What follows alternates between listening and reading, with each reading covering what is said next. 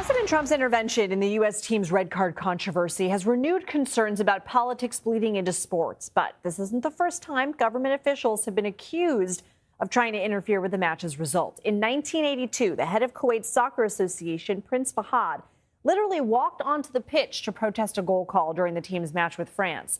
Prince Fahad refused to leave until referees reversed the call and threatened to pull his entire team off the pitch.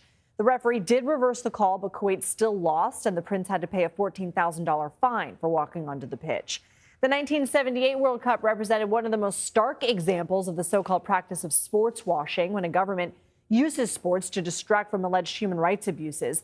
The games were hosted in Argentina, which was under a brutal dictatorship known for torturing and killing political prisoners. The opening ceremony was held less than a mile away from one of the main locations the government used. Argentina was also accused of trying to tip the scales in its match against Peru. Among the allegations, Argentina's dictator had a, quote, friendly chat with the Peruvian team 20 minutes before the game. In 2010, the FBI concluded that South African officials bribed their way into hosting the World Cup. While South Africa officially denied this, FIFA later submitted an official report to the U.S. Attorney's Office in New York that admitted it accepted a $10 million bribe from the country. Christina Unkel is a former FIFA referee and sports law and referee analyst. Thanks for being here. So first and foremost, what did you make of the initial call, and what do you make of it being lifted this weekend?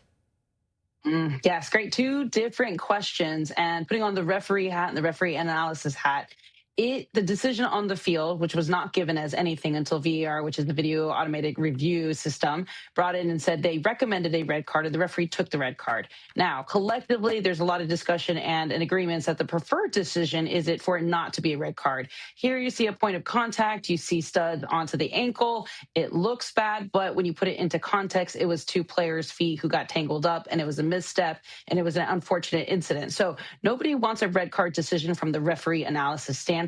Even though VAR recommended it down and the referee made a decision, the reality is they are still human and they can still make those decisions. So that stands alone by itself, and the FIFA competition rules don't allow for red cards that are made on subjective distinctions to be overturned or appealed, and they have automatic one-game suspensions, which leads to your second question. What do I think about the suspension being suspended under what FIFA is claiming Article 27, another statute, which is actually being served as a loophole in this process? So Article 27 is a very broad, discretionary, independent FIFA disciplinary committee that has decided to use this article and not provide any findings, justifications, facts, rationale, or reasoning as to why they are using their broad discretion to suspend, which is the key word. They're not overturning the red. They're not eliminating it. They're not saying the referees got it wrong. They're just suspending the one-game suspension that is allowing Balogun to play very shortly in the next hour or two. So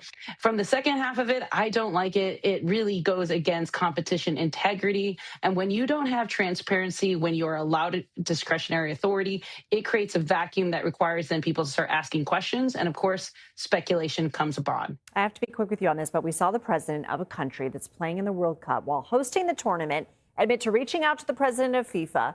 Now, FIFA's president denies any impropriety, but you were just talking about integrity. Does that impact the integrity? Just the appearance, maybe? Yes, you hit on the word. It's the appearance of impropriety, and FIFA itself with its statutes basically say that in these football associations should not have interference from third parties, particularly politics, and you hit it on with your intro. That is exactly what FIFA has been trying and stamping out as political interference, so it does not look good.